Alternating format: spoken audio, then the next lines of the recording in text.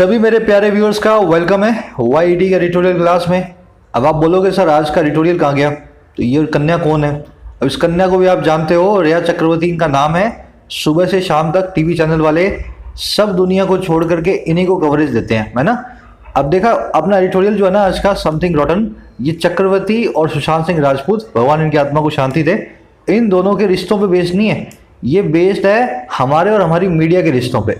कह रहा है अपना दिमाग जो है ना इंडियन कंज्यूमर्स का बिल्कुल सड़ गल गया है ना। और वैसा ही मीडिया हमें परोस भी देती है कि हमें ना तो मेरी अर्थव्यवस्था से कुछ मतलब है, ना हमारे पास इस चीज से मतलब है कि आसपास एम्प्लॉयमेंट हो रही है ना, लोग भूखे मर रहे हैं। हमें मतलब है रिया चक्रवर्ती ने आज क्या किया, उससे किसने उसको गाली दी, है ना। और हम भी साथ में गाली मिल करके देते हैं अपने मन में और अपने दिमाग में। तो समथिंग रॉटन इसका टाइटल है, बहुत ही अच्छा लिखा हुआ है। इनफैक्ट मैं बोलूंगा सच है, हकीकत का आईना हमें दिखाएगा। शुरू करने वाले हैं। आज एक नए टाइप का ग्रामर रूल देखेंगे हम, ना हमने जो अभी तक नहीं किया, एक नया ग्रामर रूल को आज डिस्कस करने वाले हैं। चलिए शुरू करते हैं। पूरी वीडियो को फोकस के साथ एक सीटिंग में देखें, आइए कुछ नया सीखते हैं।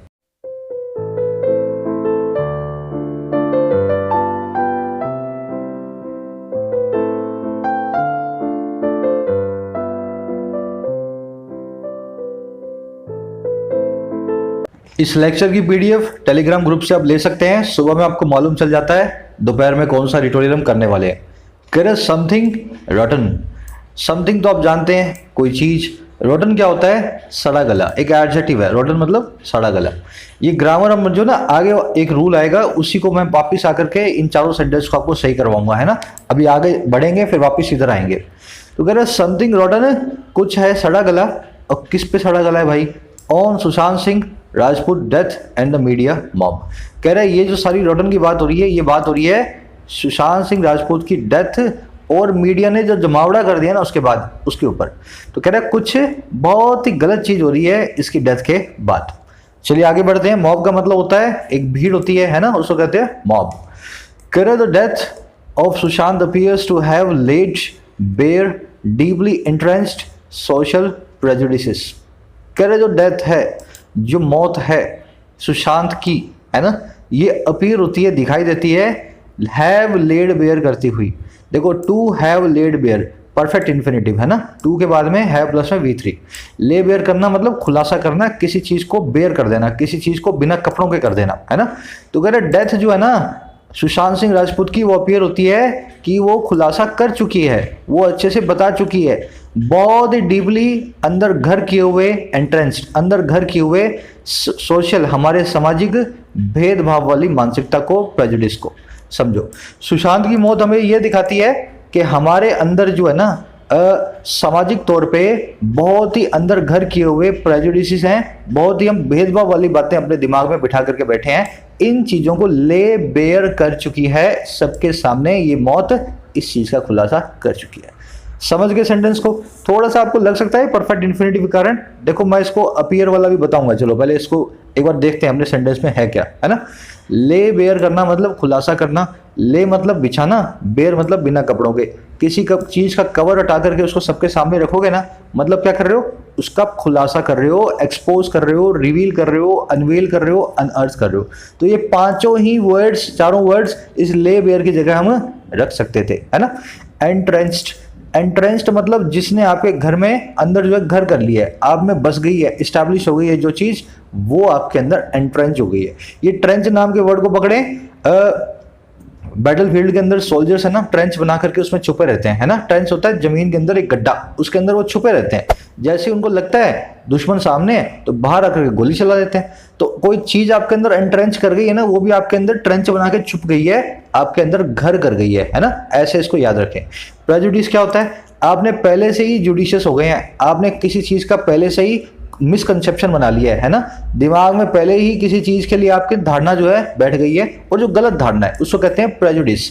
तो आप पार्शियल हैं, आप प्री कंसेप्शन रखते हैं, या आप डिस्क्रिमिनेशन की भावना अपने अंदर रखते हैं। जैसे छोटे कपड़े पहनने वाली लड़कियां कैरेक्टरलेस होती हैं। मैं एक एग्जांपल दे रहा हूं आपको, इंडियन मेंटालिटी, हमारा दिमाग यही कहता है। प्रेजुडिस क्या कहता है? अगर किसी लड़की ने कोई ऐसा टैग टॉप पहना है ना, या कुछ इस तरह की चीज पहनी है, तो वो लड़की जरूर ही कैरेक्टरलेस होगी, हमारा ये मानना होता है। तो ये प्रेजुडिस है, हमारे दिमाग का प्री कंसेप्शन है, जिसकी वजह से ये एंट्रेंस करके हमारे अंदर बैठा है। समझ गए ना। अब चलो आगे बढ़ते हैं। अच्छा लिखा हुआ है। सब्जेक्ट और वर्ब आपके सामने है, ग्रीन में सब्जेक्ट, पिंक में वर्ब। सब्जेक्ट वर्ब पकड़ते जाएं पूरे एडिटोरियल का, आपको इस एडिटोरियल की नब्ज हाथ में आ जाएगी, जो आपके हाथ में आने भी चाहिए।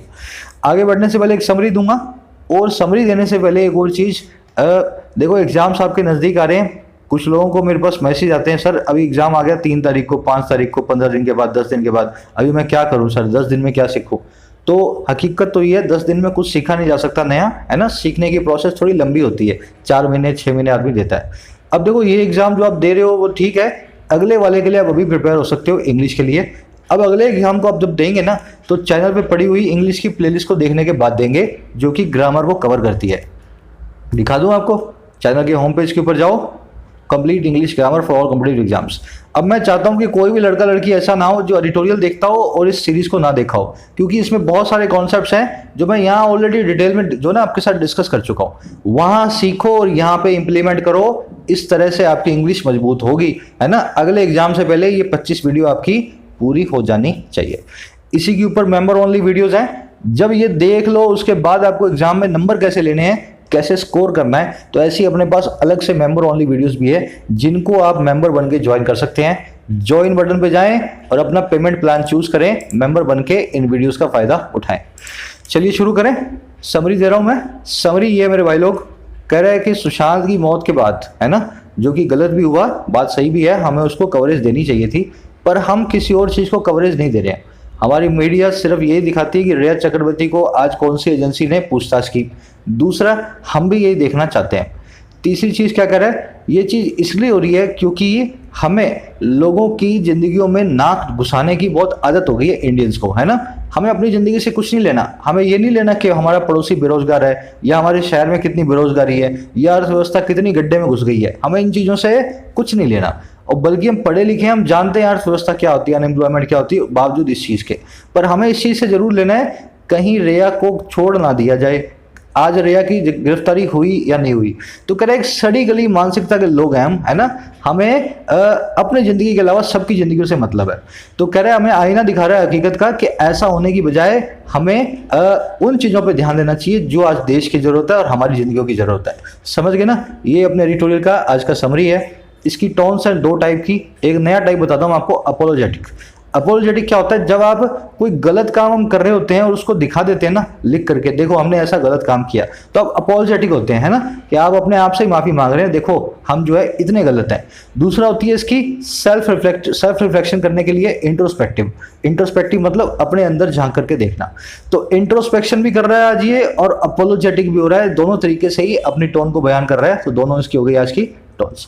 डालना को समरी को कमेंट सेक्शन में इंग्लिश के अंदर साफ साफ। अब शुरू करते हैं। कर a young talented Bollywood actor tragically ended his life on June 14।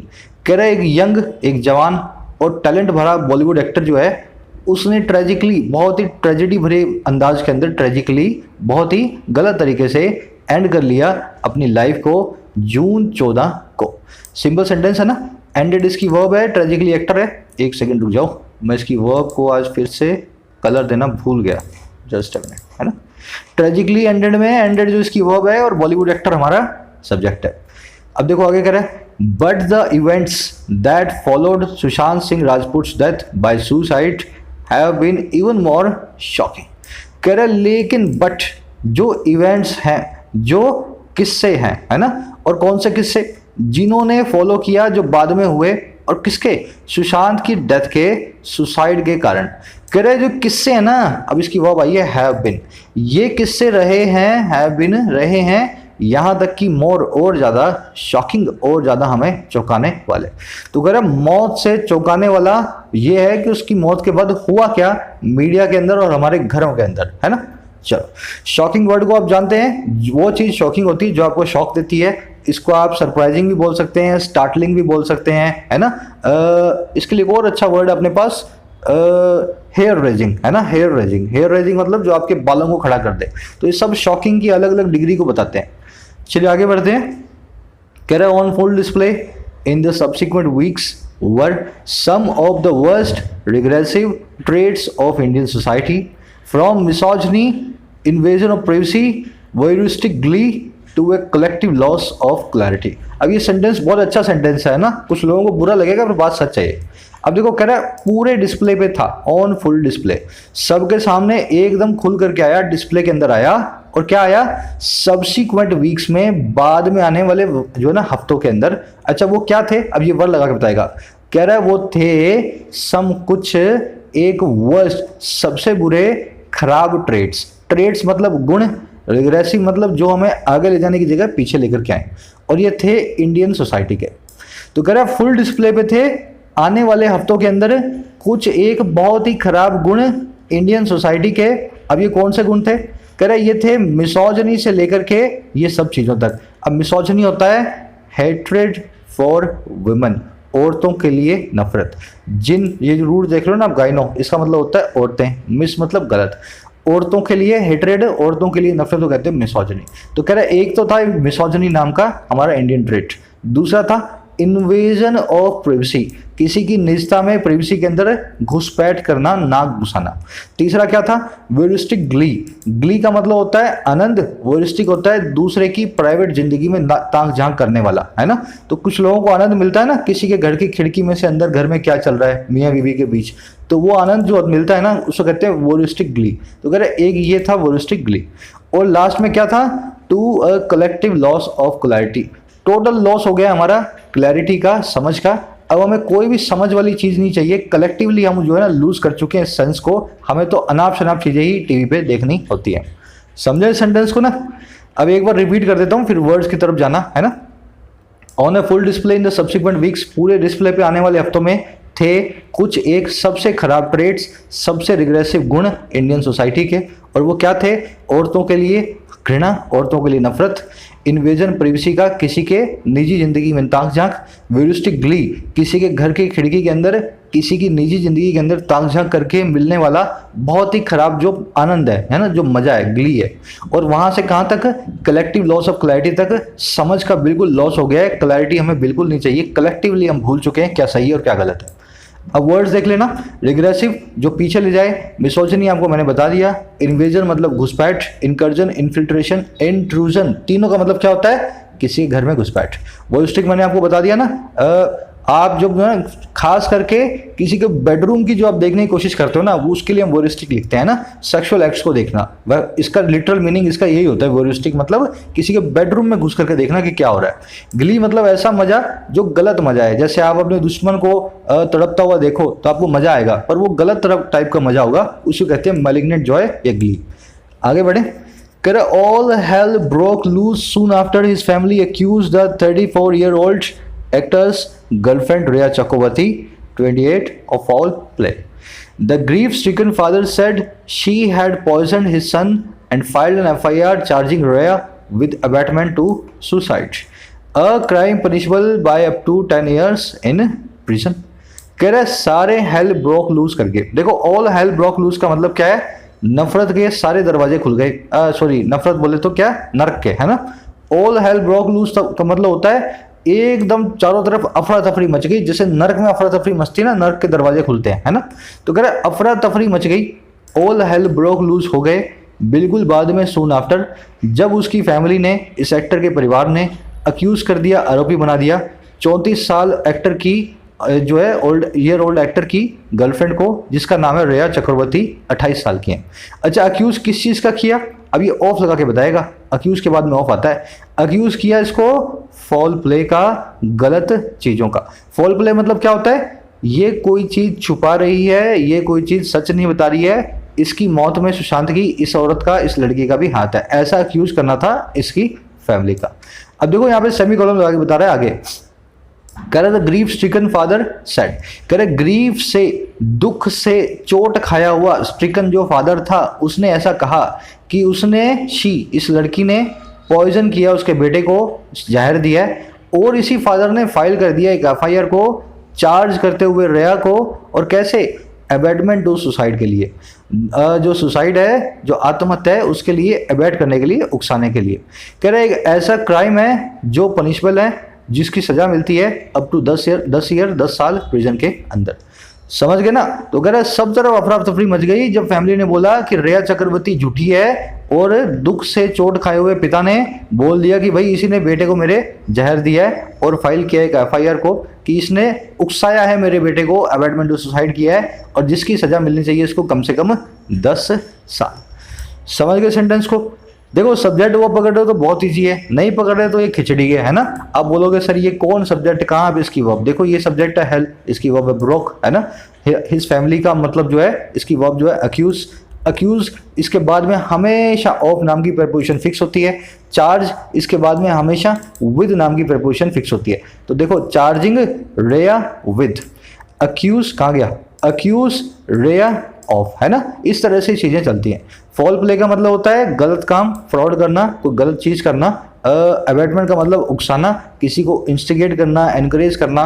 इसके लिए अपने पास फ्रेजल वर्ब भी है, एग ऑन करना, किसी के पीछे पड़ जाना, नहीं ये तो काम करना ही पड़ेगा तेरे को। इसके लिए अपने पास फ्रेजल वर्ब है अबैटमेंट या एग ऑन। एग ऑन बहुत अच्छी फ्रेजल वर्ब है ना, एग्जाम में पूछी फ्रेजल वर्ब है, जानबूझ के लिखा मैंने, इसको याद रखें। चलो आगे बढ़ते हैं। अब इसके अंदर अपना आज का मेन ग्रामर कॉन्सेप्ट है ग्रीफ स्ट्रिकन से। पहले इसका मतलब समझ ले।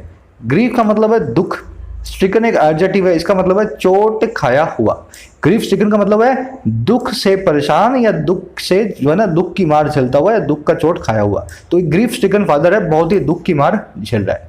अपना ग्रामर कॉन्सेप्ट क्या है, ये अपने को ऊपर जाना पड़ेगा। आ जाओ, नया कॉन्सेप्ट है, ध्यान से देखना है ना। मेरे को ये 4 सेंटेंसेस के अंदर आप पहले ढूंढ के दिखा दो एरर क्या है। 4 सेंटेंसेस में क्या एरर्स है, और भी हैं शायद, 4 नहीं 6 हैं, है ना। 4 नहीं 6 सेंटेंसेस है, इनमें क्या एरर है ढूंढो पहले। इतने मैं थोड़ा सब्जेक्ट वो मार्क कर लेता हूं ताकि आपको आइडिया लगे मैं समझाना क्या चाह रहा हूं आपको, है ना। यही काम आपको करना होता है एग्जाम के अंदर अपने दिमाग में भी। सबसे पहले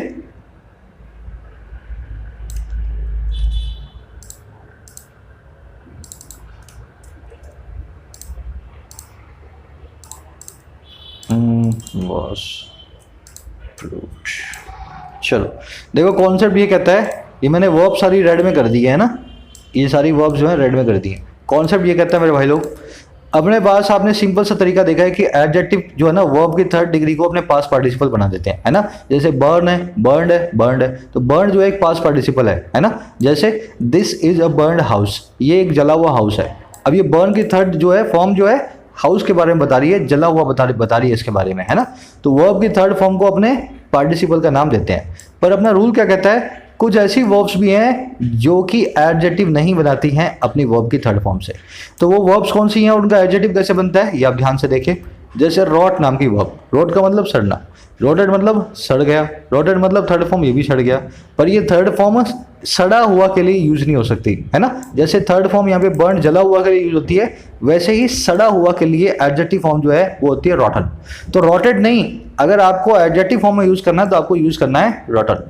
वैसे ही सिंक मतलब डूबना, सैंक संक मतलब डूब चुका, है ना। पर जो चीज डूब चुकी हो एडजेक्टिव फॉर्म के अंदर हो तब आपको यूज करना है वर्ड को संकन। समझ गए।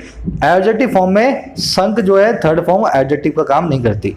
वैसे ही प्रूव की 3rd फॉर्म प्रूव्ड जो है एडजेक्टिव नहीं है, इसका एडजेक्टिव फॉर्म है प्रूवन, है ना। एक ऐसी चीज है जिसको आपने प्रूव कर दिया है तो वो प्रूवन चीज होगी, प्रूव्ड चीज नहीं होगी, प्रूवन चीज होगी। वैसे ही स्ट्राइक है, स्ट्राइक मतलब चोट मारना, तो स्ट्रक इसकी 3rd फॉर्म। अब इसकी 3rd फॉर्म जो है उसका एडजेक्टिव फॉर्म होता है स्ट्रिकन, है ना। चोट खाए हुए के लिए स्ट्रक नहीं बोलते, हम बोलते हैं स्ट्रिकन। अब आपको पता कैसे लगेगा, अगर आपके सेंटेंस के अंदर एडजेक्टिव दिया हो इन वर्ब्स का, इसके अलावा भी कुछ वर्ब्स हैं वो मैं ग्रामर सीरीज के अंदर लूंगा डिटेल में। अगर आपको इनमें से कोई भी वर्ड एडजेक्टिव फॉर्म में दिया हो तो आपको उसकी 3rd फॉर्म की जगह इस रॉटन, इस संकन, इस प्रूवन या स्ट्रिकन को यूज करना है, एडजेक्टिव करेक्ट एडजेक्टिव फॉर्म को। अब इसको अप्लाई करेंगे इस फॉर्मूला पे, इन सारे सेंटेंसेस पे। 1 rotten apple spoils the whole barrel. एक रॉटेड एप्पल, रॉटेड मतलब सड़ा हुआ, है ना। कह रहे एक सड़ा हुआ एप्पल स्पॉइल कर देता है पूरे के पूरे बैरल को, या पूरे के पूरे लॉट को लिख देता हूं चलो, है ना। पूरी की पूरी बास्केट में जितने भी एप्पल्स हैं सबको खराब कर देता है। अब मेरे को बात बताओ, रॉटेड क्या बता रहा है, ये बता रहा है एडजेक्टिव का काम करके एप्पल के बारे में। अब रॉट का जो एडजेक्टिव फॉर्म होता है वो रॉटेड होता ही नहीं, वो क्या होता है रॉटन। तो मैं क्या बोलूंगा, 1 रॉटेड नहीं, 1 rotten apple spoils the whole lot. समझ गए ना, इसका मालूम चला ये एडजेक्टिव है, तो एडजेक्टिव रॉटेड होता ही नहीं, एडजेक्टिव रॉटन ही होता है। अगला देखो, the sunk sailing boat was a glimmer of white on the bottom. जो डूबी हुई सेल बोट थी वो बॉटम पे एक व्हाइट की ग्लिमर थी, मतलब समुद्र के तले पे सफेद सफेद दिख रही थी, वो है ना, ग्लिमर हो रही थी। अब कौन सी बोट थी? संक, डूबी हुई। अरे भाई डूबी हुई थी, अगर वर्ब की थर्ड फॉर्म लगा के एडजेक्टिव बनाना है तो सिंक का संक नहीं होता बल्कि होता है संकन, डूब चुकी हुई, है ना, संकन। तो डूबी हुई या डूब चुकी हुई के लिए संक नहीं, हम एडजेक्टिव फॉर्म में संकन नाम के एडजेक्टिव को यूज करेंगे। आगे देखो, he has been struck with grief since the death of his wife. वो जो ना ग्रीफ से, चोट जो ना दुख से स्ट्रक हुआ है, चोट खाया दुख की, जब से उसकी वाइफ की डेथ हुई है। अब देखो, ही हैज बीन स्ट्रक, यहां पे आप स्ट्रक को एक मान सकते हो एक एडजेक्टिव, साथ ही साथ इसको वर्ब भी मान सकते हो, एक पैसिव वॉइस का सेंटेंस भी बना सकते हो। अब इसके अंदर आपके पास अपना जो है ना ऑप्शन है, अगर आपको इसको एडजेक्टिव मानना है तो ही हैज बीन स्ट्रिकन लिख सकता हूं, ये भी सही होगा। और अगर आपको इसको पैसिव वॉइस मानना है तो स्ट्रक पड़ा रहने दो, ये भी सही होगा। अब ये मत पूछना सर एग्जाम में क्या आएगा, ये तुम्हारी समझ की बात है, ऐसे क्वेश्चन वो एग्जाम में क्यों देगा जिसके दोनों आंसर होते हैं ना। तो ही हैज बीन स्ट्रक भी ठीक है और ही हैज बीन स्ट्रिकन भी ठीक है, दोनों में एक में एडजेक्टिव का काम करेगा और एक में वर्ब का काम करेगा। इस केस में आपके पास चॉइस है। अगला देखो, he has a proved track record in betraying others, उसका एक प्रूव किया हुआ ट्रैक रिकॉर्ड है दूसरों को धोखा देने वाला। अब देखो, ट्रैक रिकॉर्ड के लिए आया है प्रूव्ड, एक एडजेक्टिव बनके, एडजेक्टिव फॉर्म में प्रूव्ड की फॉर्म होती है प्रूवन, तो इसलिए मैं क्या बोलूंगा, he has a proven track record in betraying others. The theory was proved to be true by many scientist, theory को प्रूव किया गया ट्रू कई साइंटिस्ट लोगों के द्वारा। अब यहाँ पे आप प्रूव्ड का प्रूवन नहीं कर सकते हो क्योंकि थ्योरी को प्रूव किया गया है। यहाँ पे प्रूव एक वर्ब है, एडजेक्टिव का काम नहीं कर रही, पैसिव वॉइस का सेंटेंस है, डूअर इसका है, बाय लगा के साइंटिस्ट हैं, समझ गए ना। तो यहाँ पे प्रूव्ड सही है, इसको प्रूवन नहीं करना है। The theory was proven to be true, it is a wrong sentence. चलो अगला देखो, the news has struck with a shock, news ने चोट मारी हम पे एक शॉक की, एक बहुत ही बड़े झटके की। यहाँ पे भी हैज स्ट्रक, देखो वर्ब की थर्ड फॉर्म है, हैज के बाद लगी हुई है। अब यहाँ पे स्ट्रिकन मत करिए ना, एडजेक्टिव फॉर्म मत लगाया ना, ये वर्ब है, पहचान लिया आपने, पहचान लिया तो भाई स्ट्रक सही है, यहाँ पे स्ट्रिकन की जरूरत नहीं है। थोड़ा सा दिमाग लगाना है, फॉर्मूला मैंने आपको बता दिया, अगर वर्ब आई हो तो वर्ब की थर्ड फॉर्म स्ट्रक होती है, अगर एडजेक्टिव की जरूरत हो तो एडजेक्टिव की फॉर्म स्ट्रिकन होती है। ऐसे ही इन चारों को आपको देखना है। ऐसे 5 और है, 5 और 4 9 बताऊंगा, ग्रामर सीरीज में आएगा। आज आपका होमवर्क हो गया है ना, थोड़ा सा आपका वार्म अप हो गया, ग्रामर सीरीज में इसको आप अच्छे से मेरे साथ देखेंगे। अब आज का क्विज अपना देख लें, 3 क्वेश्चंस हैं। आपको मैंने इन वर्ब्स को 2-2 बार यूज किया हर सेंटेंस में, जैसे यहाँ भी यूज है प्रूवन और यहाँ भी यूज है प्रूव्ड। अब आपको चेक करना है कहाँ पे प्रूव्ड आएगा और कहाँ पे प्रूवन आएगा। अब यहाँ पे संकन है और यहाँ पे मैंने लिखा है संक, यहाँ पे स्ट्रिकन है और यहाँ पे मैंने लिखा है स्ट्रक, है ना, स्ट्रक। तो आप मुझे बताएंगे कहाँ पे मैंने सही तरीके से कौन सा एडजेक्टिव और कौन सी वर्ब को यूज किया, और डालना कमेंट सेक्शन में, मेरे जवाब वहां पे हाजिर होंगे। चलिए आगे बढ़े। अच्छा ग्रामर कॉन्सेप्ट है, बहुत ही अच्छा है ना। चलिए, correct section of the media pounced on Rhea terming her a gold digger and handed out instant verdicts in the news room.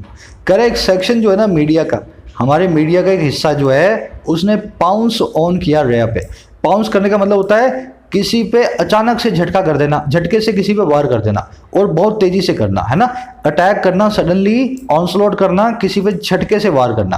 तो अगर एक सेक्शन हमारा मीडिया था, उसने रातों रात मीडिया जो है ना रेया पे वार करना शुरू कर दिया, झटके से उस पर अटैक करना शुरू कर दिया।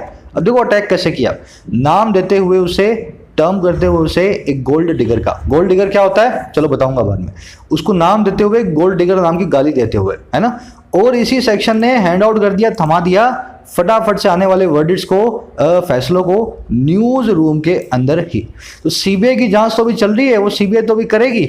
इस मीडिया ने अपने न्यूज रूम में बता दिया कि रेया ने ही कत्ल किया है सुशांत सिंह राजपूत का, और उसको गोल्ड डिगर नाम की गाली भी दी। अब आ जाओ सेंटेंस पे देखने वाले वर्ड्स पे। पाउंस का मतलब होता है अटैक करना, टर्म का मतलब होता है किसी को नाम देना। ये टर्मिंग यहाँ पे प्रेजेंट पार्टिसिपल साइमल्टेनियस एक्शन, खाना खाते हुए मम्मी से बात कर रहा था। तो खाना खाने का काम हो गया अपना जो है मेन वर्ब, और मम्मी से बात करना हो गया जो है स्पीकिंग, जो है आपकी साइमल्टेनियस एक्शन। तो वैसे ही मीडिया जो है पाउंस कर रहा था नाम देते हुए, तो पाउंस करने का काम हो गया मेन वर्ब और टर्म करने का काम हो गया साइमल्टेनियस एक्शन वर्ब की आईएनजी फॉर्म। गोल्ड डिगर वो होता है ऐसी लड़कियां जो ऐसे लड़कों के पीछे भागती हैं जिनके पीछे वो नहीं भागती अगर उनके पास पैसा नहीं होता, है ना। तो ये लड़कियां वो लड़कियां होंगी, एक गाली है एक टाइप की, है ना। ऐसी कोई लड़कियां होती हैं नहीं होती पता नहीं मुझे, पर ऐसे गाली दी जाती है कुछ लड़कियों को कि तुम गोल्ड डिगर हो, तुम उन लड़कों के पीछे भागती हो जिनके पास महंगी बाइक्स है, महंगी गाड़ियां और बहुत सारा पैसा है। तो सबने रिया को यही बोला कि गोल्ड डिगर है, सुशांत के पीछे नहीं, सुशांत के पैसे के पीछे उसके पीछे थी। हैंड आउट करना मतलब थमा देना। वर्डिट का मतलब है फैसला, डिसीजन, रूलिंग, डिक्री, एडजुडिकेशन, सबके सब वर्डिट के सिनोनिम्स हैं। आगे बढ़े, सब्जेक्ट वर्ब मिला लेना ना। सेक्शन की वर्ब है पाउंस और एंड वर्ब के एंड कंजंक्शन के बाद हैंड आउट। करे anchors appeared to have little time to discuss India's crossing 4 million कोविड-19 केसेस, द 23.9% जीडीपी कॉन्ट्रैक्शन और द हाइडेंड बॉर्डर टेंशंस। करे जो एंकर्स थे वो दिखाई दिए टू हैव लिटिल टाइम रखते हुए बहुत ही कम वक्त को। ऐसा लगा एंकर्स के पास ना के बराबर समय है, वक्त है डिस्कस करने के लिए इंडिया के क्रॉस करने को 4 मिलियन कोविड केसेस को, 40 लाख केसेस को, और 23.9% से जीडीपी के सिकुड़ जाने को, और या फिर बॉर्डर पे बढ़ी हुई हाइडन टेंशंस को कवर करने के लिए। तो सुशांत और रिया के अलावा एंकर्स के पास कुछ था ही नहीं, बिल्कुल वक्त नहीं था कि इन 3 मुद्दों को भी थोड़ा सा कवरेज दे पाते। समझ गए ना। अब देखो ये जो परफेक्ट इंफिनिटिव है ना, appear to have little time, है ना, seem to have, appear to have, एक वीडियो हमने की है। सीम और अपीयर पे 4 स्ट्रक्चर्स बनती हैं, seem to be doing this, seem to have done this, seem to do this, है ना। तो ये तीनों चारों स्ट्रक्चर्स को आप इस वीडियो से देख सकते हैं, मैं यहाँ ऊपर डाल रहा हूँ, इस वीडियो से जाकर के उसको चला के देखें। आपको मैं फिर से रिपीट नहीं कर रहा इसलिए बता रहा हूँ, उस वीडियो में मैंने अच्छे समझाया हुआ है इसका मतलब क्या है अपीयर के बाद में टू हैव आ रहा हो तो। चलिए आगे बढ़े। That Sushant hailed from pole bound Bihar added a political dimension impossible to ignore। कह रहे दैट ये बात की, दैट सेंटेंस के शुरू में आ जाए उसके बाद नाउन प्रोनाउन आ रहा हो तो मतलब दैट का है ये बात की। कह रहे ये बात की सुशांत जो है हेल फ्रॉम करता था, सुशांत आता था, कम फ्रॉम करते थे पोल बाउंड बिहार से, ऐसे बिहार से जिसमें चुनाव होने वाले हैं। पोल बाउंड है ना, बाउंड है अभी उसमें पोल होंगे ही होंगे। तो कह रहे सुशांत जी ऐसे एक क्षेत्र से आते थे, एक ऐसे राज्य से आते थे जो पोल बाउंड था बिहार नाम का। कह रहे ये जो चीज़ है ना दैट, इसने ऐड कर दिया, देखो इसकी वाह भाई दैट की ऐड कर दिया एक नए पॉलिटिकल पहलू को, सियासी फेसेट को, एस्पेक्ट को, डायमेंशन को, जो कि इम्पॉसिबल है इग्नोर करने के लिए। तो कह रहे इस बात ने एक नया सियासी पहलू जोड़ दिया जिसको बिल्कुल भी इग्नोर नहीं किया जा सकता। दैट की वर्ब है एडिट, सुशांत की वर्ब है हेल फ्रॉम। हेल फ्रॉम का मतलब होता है कम फ्रॉम, किसी जगह से आना। आई हेल फ्रॉम जयपुर, मतलब मैं जयपुर से आता हूँ, जयपुर मेरा घर है, आई हेल फ्रॉम जयपुर। चलिए आगे बढ़े। The actor reported to have been suffering from depression, lived in Mumbai, which is now ruled by estranged Bharatiya Janata Party partner, the Shiv Sena, together with the Nationalist Congress Party and the Congress, and his demise has become political fodder, crossing limits of decency, drawing in other Bollywood celebrities। Sentence लंबा है पर बहुत simple है, ध्यान से देखना। कह रहा एक्टर जिसको रिपोर्ट किया गया है कि वो हैव बीन सफरिंग, वो सफर कर रहा था, है ना, ऐसा एक्टर के लिए रिपोर्ट किया गया है कि वो प्रेजेंट परफेक्ट कंटिन्यूअस टेंस में सफर कर रहा था डिप्रेशन से, उससे जूझ रहा था, है ना। कह रहा है ये जो एक्टर है ना ये लिव्ड इन मुंबई, मुंबई में रहता था। कह रहा है इस एक्टर को, ये रिपोर्टर यहाँ पे एडजेक्टिव है ना, कह रहा है ये एक्टर जो है मुंबई में रहता था। अब देखो ये मुंबई कौन सी जगह है, ये वो मुंबई है विच जो नाउ रूल्ड है, जिसके ऊपर राज किया जाता है स्ट्रेंज्ड भारतीय जनता पार्टी के मेंबर के, पार्टनर के द्वारा। ऐसे एक बीजेपी पार्टनर के द्वारा जो स्ट्रेंज्ड हो गया है, जिसका आजकल बीजेपी से कोई नाता नहीं है। कह रहा है जिसका नाम है शिवसेना। अच्छा, और किसके द्वारा रूल किया जाता है? टुगेदर विद, साथ में नेशनलिस्ट कांग्रेस के पार्टी के, एनसीपी के और कांग्रेस पार्टी के। कह रहा है ऐसा हुआ इस एक्टर के साथ जो मुंबई में रहता था। कह रहा है और उसकी जो डिमाइस है, इस एक्टर की जो मौत है वो बन गई है एक पॉलिटिकल फॉडर, एक सियासी चारा। फॉडर मतलब चारा, जो क्रॉस करता है सारी लिमिट्स डिसेंसी की, शिष्टता की, है ना, सारी लिमिट्स जो हैं संस्कारों की।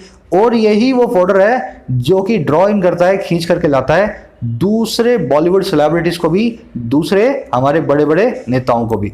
समझ गए सेंटेंस को? एक बार रिपीट कर दूं। एक्टर जिसको रिपोर्ट किया गया है कि वो सफ़र कर रहा था डिप्रेशन से, रहता था मुंबई के अंदर, वो मुंबई है जिसको रूल किया जाता है बीजेपी के स्ट्रेंज हुए, अब नाता ना रखे हुए पार्टनर के द्वारा, है ना। स्ट्रेंज मतलब अब जिसका नाता नहीं है। अब ये पार्टनर का नाम था शिवसेना, और ये कैसे किया जाता है? साथ में मिलके एनसीपी नाम की पार्टी और कांग्रेस नाम की पार्टी के। और कह रहे जो सेक्टर की डिमाइस है, जो मौत है, वो बन चुकी है एक पॉलिटिकल फोडर, एक सियासी चारा जिसने सारी डिसेंसी की लिमिट्स को क्रॉस कर दिया है। और कैसे किया है? प्रेजेंट पार्टिसिपल बना करके साइमल्टेनियसली ड्रॉ इन करते हुए, अट्रैक्ट करते हुए दूसरे बॉलीवुड सेलिब्रिटीज को भी, दूसरे अपने जो है अभिनेताओं को। समझ गए ना? अब देख लेना इसमें वर्ड्स देखने वाले। एक्टर की वर्ब है लिफ्ट, विच की वर्ब है इज रूल्ड, हिज डिमाइज की वर्ब है has become, draw in present participle simultaneous section. यहाँ पे क्रॉसिंग जो है लिमिट्स, है ना, फॉर्डर क्रॉसिंग लिमिट्स। तो क्रॉसिंग जो है इस फॉर्डर के बारे में कुछ बता रहा है। वैसे तो प्रेजेंट पार्टिसिपल है, एडजेक्टिव का काम कर रहा है, पर साइमल्टेनियस सेक्शन वाला प्रेजेंट पार्टिसिपल नहीं है। वर्ड्स क्या है? स्ट्रेंज करना। देखो कोई आदमी आप जानते थे जिसको, अचानक से आप उसको स्ट्रेंज कर दें, मतलब क्या है? आज से तू मेरे लिए स्ट्रेंज। एक सेकंड मैं दिखाता हूं, ध्यान से देखना। इसमें आ रहा है स्ट्रेंज, स्ट्रेंज। अब एक ये जो है ना एडजेक्टिव बन गया स्ट्रेंज। आज से तू मेरे लिए स्ट्रेंज, है ना, आज से तेरा मेरा कोई नाता नहीं। तो स्ट्रेंज का मतलब यही होता है ना, जिससे आपने अपना नाता तोड़ लिया हो, वो पर्सन आपके लिए स्ट्रेंज्ड हो जाता है। इसके लिए दूसरा वर्ड यूज होते हैं, वर्ड करते हैं अपने एलिनेटेड, है ना। किसी को आपने एलियन बना दिया, आज से वो आपके लिए एलियन है, उस वक्त भी आप जो है एलियनेटेड नाम के एडजेक्टिव को यूज करके बता सकते हो कि ये आदमी को मैं, आज से मेरा से नाता खत्म। और इसमें कुछ देखने वाला है। फॉर्डर मतलब चारा, फॉर्डर स्कैम आप जानते हैं, लालू जी का, है ना, पसंदीदा फूड फॉर्डर। अच्छा, ड्रॉ इन करना मतलब किसी को अट्रैक्ट करना, पुल इन करना, किसी को अपनी तरफ अट्रैक्ट करना, है ना, खींचना। चलिए आगे बढ़े। कर 3 top government agencies, the enforcement directorate ED, the central bureau of investigation CBI and the narcotics control bureau NCP grilled रेया फॉर डेज। करे 3 टॉप गवर्नमेंट एजेंसीज ने ग्रिल किया। ग्रिल करने वाला होता है इंटरोगेट करना, क्रॉस एग्जामिनेशन करना, किसी को अच्छे से पूछताछ करना। तो करे तीनों एजेंसीज ने ग्रिल किया रेया को कई दिनों तक 4 डेज, है ना। समझ गए ना? सिंपल सेंटेंस है। एजेंसी की वर्ब है ग्रिल्ड। करे the NCB finally arrested her on September 8, linking her to a drugs case in Sushant death probe. करे जो एनसीबी है ना, नार्कोटिक्स कंट्रोल ब्यूरो है, उसने अरेस्ट कर लिया आखिरकार, फाइनली, इवेंचुअली इसको, रेया को, सितंबर 8 को। और कैसे अरेस्ट किया भाई? लिंक करते हुए उसको एक ड्रग्स केस के साथ, सुशांत के डेथ की प्रॉब में, सुशांत की मौत की जांच के अंदर।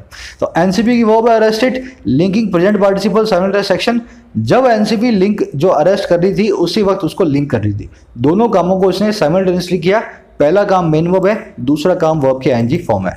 इसको आपको समझना पड़ेगा क्योंकि ये हर सेंटेंस में यूज होता है इनफैक्ट, है ना। तो इसको आपको एक बार अपने दिमाग में ना इसका नक्शा बनाना पड़ेगा, कैसे प्रेजेंट पार्टिसिपल किसी भी सेंटेंस में हम फिट कर सकते हैं। चलिए आगे बढ़ेंगे।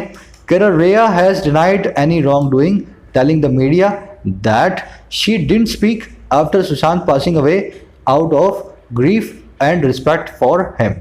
कह रेया ने डिनाई कर दिया है किसी भी रॉन्ग डूइंग को, किसी भी गलत काम को। रॉन्ग डूइंग मतलब किसी गलत काम, है ना। तो रेया ने मना कर दिया कि मैंने कोई गलत काम किया है ना, डिनाई कर दिया। अब देखो मना कैसे किया है, साइमल्टेनियसली टेल करते हुए मीडिया को, बताते हुए मीडिया को दैट वो ये बात कि वो नहीं बोली, शी डिडंट स्पीक, वो नहीं बोली after Sushant passing away. After Sushant passing away मतलब सुशांत के मौत के बाद। अच्छा, क्यों नहीं बोली? आउट ऑफ ग्रीफ, ग्रीफ के कारण। आउट ऑफ का मतलब क्या होता है? से निकल करके। तो वो नहीं बोली ग्रीफ से निकल करके, है ना। ग्रीफ मतलब दुख, तो दुख के कारण वो नहीं बोली। और किस कारण से नहीं बोली? रिस्पेक्ट के कारण वो नहीं बोली जो सुशांत के लिए उसकी थी। तो उसका कहना ये है कि सुशांत की कई ऐसी गलत बातें मेरे पास होंगी, राज कई मेरे पास ऐसे होंगे, मोस्ट वाली ड्रग्स की बात कर रही है। कह रहा मैं इसलिए नहीं बोल रही हूँ क्योंकि मैं उसकी मौत से बहुत परेशान हूँ और मेरे लिए उसमें बहुत रिस्पेक्ट है, उसके लिए मेरे में बहुत रिस्पेक्ट है, इसकी वजह से मैं उसका नाम खराब नहीं करना चाहती हूँ। अब देखो यहाँ पे रेया की वर्ब है डिनाइड, शी की वर्ब है डिडंट स्पीक, आउट ऑफ का मतलब होता है से निकल करके। I will do it for you out of respect, मैं तुम्हारे लिए करूंगा रिस्पेक्ट के कारण, है ना। तो ये नहीं बोली ग्रीफ और रिस्पेक्ट के कारण, out of grief and out of respect. चलिए आगे बढ़े। कह रहा whether Rhea has committed a crime the law will decide, but as she and her family fight this battle, the spotlight is firmly on Indian society and its deeply entrenched prejudices. कह रहा हाँ के ना, वेदर हाँ के ना। रिया ने crime को कमिट किया है, रिया ने एक जो है अपराध को अंजाम दिया है, हाँ के ना। कह रहे ये जो है ना लॉ डिसाइड करेगा, ये कानून को डिसाइड करना है ना, हमें डिसाइड नहीं करना है। कह रहा लेकिन बट जिस तरीके से वो और उसकी फैमिली फाइट करते हैं इस बैटल को, as she and her family fight this battle, है ना, जिस तरीके से वो लड़ते हैं इस बैटल को। कह रहे जो स्पॉटलाइट है ना वो पूरी तरह से है, फॉर्मली है, मजबूती से इंडियन सोसाइटी पे और इसके बहुत ही डीपली घर किए हुए भेदभाव वाली मानसिकता के ऊपर। तो कह रहे हैं फाइट जो देख रहे हैं वो फाइट तो वो कर ही रहे हैं, है ना, और हो सकता है कोर्ट बताए बाद में आकर के कि उसने कोई क्राइम किया है या नहीं किया, ये कोर्ट का काम है। लेकिन एक स्पॉटलाइट जरूर आ गई है हमारी सोसाइटी, हमारी मानसिकता पे बहुत डीपली, हमारे प्रेजुडिसेस को, हमारे अंदर घर की हुई खराब मानसिकता को दिखाने वाली। समझ गए सेंटेंस को? शी एंड हर फैमिली की वर्ब है फाइट, लॉ की वर्ब है विल डिसाइड, रेयर की वर्ब है हैज कमिटेड, स्पॉटलाइट की वर्ब है इज। स्पॉटलाइट जानते हैं ना, जब आप स्टेज पे खड़े होते हैं तो आपके ऊपर एक लाइट पड़ती है जिससे सबको मालूम चलता है आप क्या कर रहे हैं, तभी वही लाइट हमारे इंडियन सोसाइटी के ऊपर पड़ी हुई है। चलिए आगे बढ़ते हैं। ये दोनों वर्ड्स मैंने आपको बता दिए ऊपर, है ना, एंट्रेंस्ड एंड प्रेजुडिस। कह रहे women's right activist have spoken up against the demonisation of Rhea and how gender the clothes she wore, the undefined relationship she had with the actor all played a role. अब ये बिल्कुल सही बात है। कह रहे जो फेमिनिस्ट है, जो वुमेन्स राइट एक्टिविस्ट है, औरतों के हक के लिए लड़ने वाले लोग हैं, उन्होंने स्पीकअप किया है, उन्होंने आवाज़ उठाई है ना, अगेंस्ट इस डिमोनाइजेशन के। डिमोनाइजेशन मतलब किसी को डीमन बना देना, किसी को जो ना शैतान बना के दिखाना। तो कह रहे उन्होंने आवाज़ उठाई है रेया के डिमोनाइजेशन के ऊपर, रेया को शैतान बना करके दिखाए जाने के ऊपर टीवी के ऊपर, है ना। और कैसे, हाउ, और कैसे जो उसका जेंडर है, जो उसका सेक्स है, जो उसका लिंग है, और जो कपड़े वो पहनती है, द क्लोथ शी वोर, है ना, जो कपड़े वो पहना करती थी, और जो एक ऐसी रिलेशनशिप, अनडिफाइंड रिलेशनशिप में वो एक्टर के साथ रहती थी, लिव इन में। कह रहा कैसे इन तीनों चीज़ों ने प्ले किया है, एक रोल को, एक भूमिका को अदा किया है।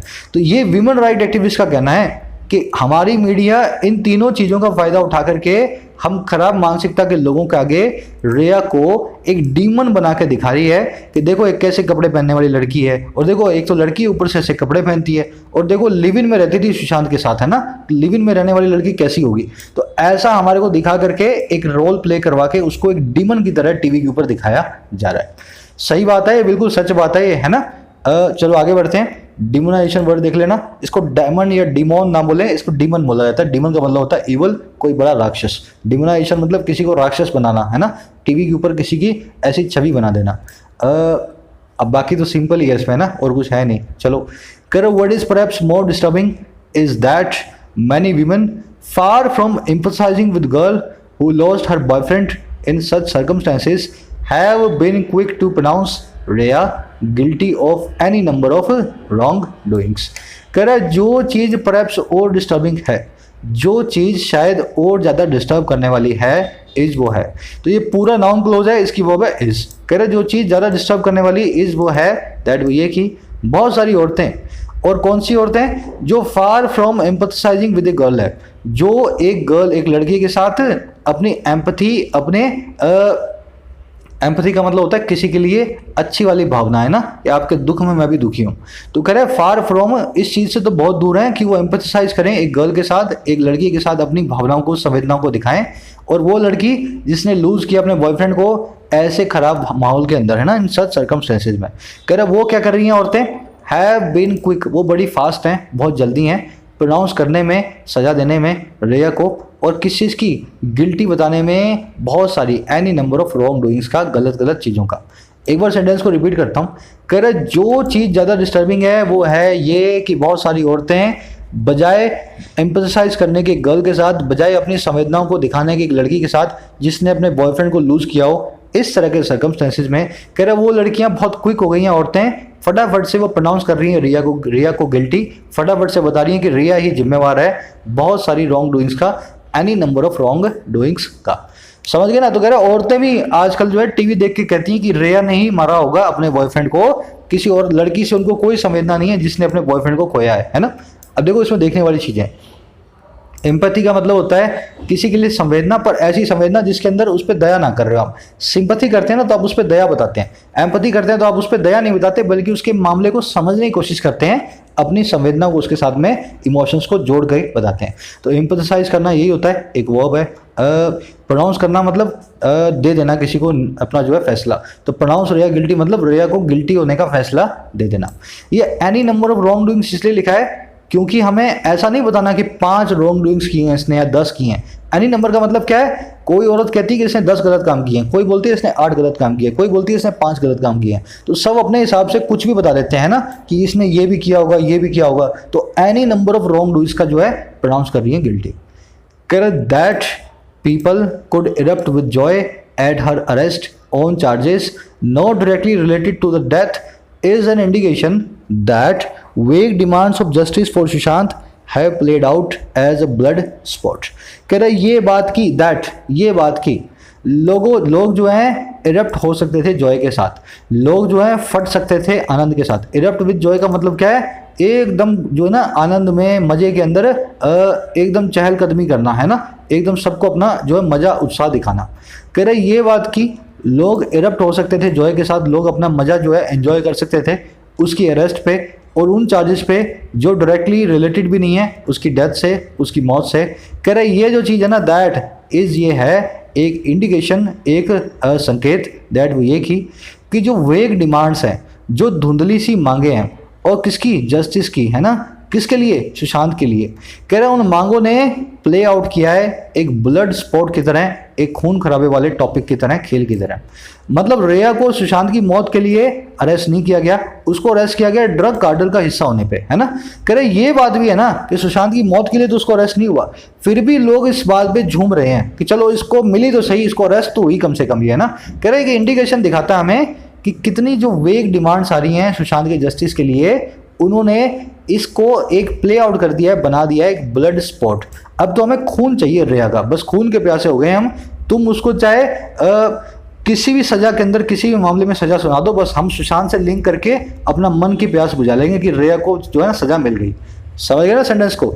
अब देख लेना सब्जेक्ट वर्ब, दैट की वर्ब है इज, पीपल की वर्ब है कुड इरप्ट। इरप्ट का मतलब है ब्लो अप हो जाना, फट जाना, एक्सप्लोड हो जाना, फ्लेयर अप हो जाना, एकदम झूम उठना खुशी से, इरप्ट विद जॉय। वेग का मतलब होता है धुंधला, unclear, non transparent, ambiguous, ambivalent. ये सब वर्ड्स मैं आपको करवा चुका हूँ, है ना। सबका मतलब होता है जो चीज़ साफ ना हो, वेग हो, धुंधली हो। प्ले आउट मतलब किसी चीज़ का डेवलप होना, हैपन होना, टेक प्लेस होना, अकर होना, किसी चीज़ का जो है ना घटित होना, प्ले आउट होना। चलिए आगे बढ़ते हैं। कह रहा है mob that seems to find its voice through TV anchors and social media appears to have overruled ideas of justice, fairness and even the law। कह रहा है एक भीड़, अब देखो लोगों की बात नहीं कर रहा है, ये बात कर रहा है भीड़ की।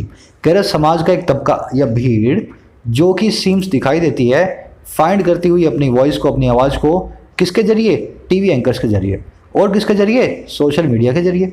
कह रहे हैं जो मॉब है ना, ये मॉब जो है हमें अपीयर्स होती है ओवर रूल कर चुकी होती हुई, बिल्कुल सिरे से नकारती हुई आइडियाज़ को, विचारों को, जस्टिस के, फेयरनेस के, है ना, निष्पक्षता के, और यहाँ तक कि इवन दी लॉ के, हमारे कानून के।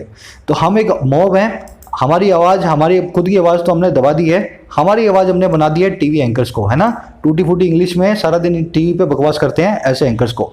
और क्या कर दिया हमने, इन एंकर्स को हमें ऐसा बना करके और सोशल मीडिया पे हमने अपनी आवाज़ को दे दिया है। और ये मॉब जो है ना वो हम दिखाई देते हैं कि हमने जस्टिस को भी बुला दिया है, फेयरनेस को भी बुला दिया है, और यहाँ तक कि लॉ को भी बुला दिया है ना। सब चीज़ों, आइडिया को हमने ओवर रूल कर दिया है। हमें लगता है बस खून का बदला खून। देखने वाले वर्ड्स, ओवर रूल, किसी चीज़ को कैंसिल कर देना, ओवरराइड कर देना, नल कर देना, क्वैश कर देना। किसी चीज़ को ओवर रूल करने का मतलब ये होता है पुरानी वाली चीज़ के ऊपर नई चीज़ चढ़ा देना, है ना। मॉब की वर्ब है अपीयर्स। कह रहा है इट इज इंपॉर्टेंट, लास्ट वाले सेंटेंस में ग्रामर रूल है, आपसे मैं पूछ रहा हूं, है ना। It is important that India's criminal justice system delivers justice in this case. कह रहे बड़ा ही इंपॉर्टेंट है, ये बड़ा ही जरूरी है, वो ये कि इंडिया का जो क्रिमिनल जस्टिस सिस्टम है वो डिलीवर करे जस्टिस को इन दिस केस, इस केस के अंदर। तो कह रहे बड़ी ही जरूरी बात है। अब मेरा आपसे सवाल ये है, इंपॉर्टेंट नाम का एडजेक्टिव यूज हुआ, फिर भी इंडियन जस्टिस डिलीवरी सिस्टम जो है इसके बाद में सब्जेक्टिव मोड यूज नहीं हुआ। Why not subjective mode was used. पहले आप सोच लें, फिर मैं आपको बता देता हूँ। चलिए देखिए, सब्जेंटिव मूड कोई ज़रूरत नहीं है आपकी इंग्लिश के अंदर, ये एक मूड है, आपके मूड के बारे में बताता है। सब्जेंटिव मूड को आप नॉर्मल सेंटेंस से भी व्यक्त कर सकते हो, उसको एक्सप्रेस कर सकते हो, पर सब्जेंटिव मूड एक्सप्रेस करने से हमारा होता क्या, सेंटेंस में और ज़्यादा जो क्लैरिटी आती है।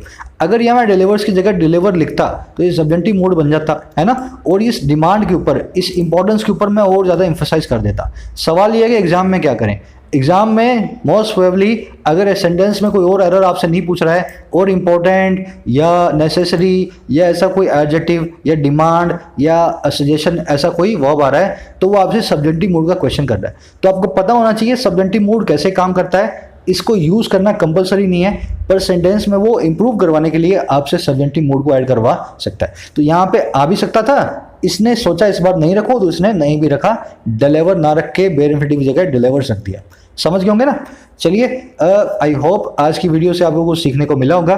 फटाफट से अपने क्विज के क्वेश्चंस को डालें कमेंट सेक्शन में अपनी आज की समरी के साथ। मुलाकात लूँगा आज, कल मैं रात में वीडियो अपलोड नहीं कर पाया क्योंकि जल्दी सो गया था, इस वजह से वीडियो अपलोड नहीं हुई। आज वीडियो अपलोड होगी, मेंबर स्पेशल शाम में मिल जाएगी। तब तक के लिए इजाज़त दें, साइनिंग आउट।